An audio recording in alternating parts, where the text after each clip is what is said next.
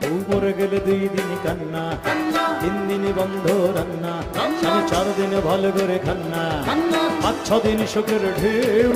7 দিনের পরে আনবে আমার ঘরে, 7 দিনের পরে, আরে 7 দিনের পরে আনবে আমার ঘরে নতুন একখানা বউ। স্বামীকে বিশ্বাস করো না কেউ, স্বামীকে বিশ্বাস করো না কেউ, স্বামীকে বিশ্বাস করো না কেউ, স্বামীকে বিশ্বাস করো না কেউ।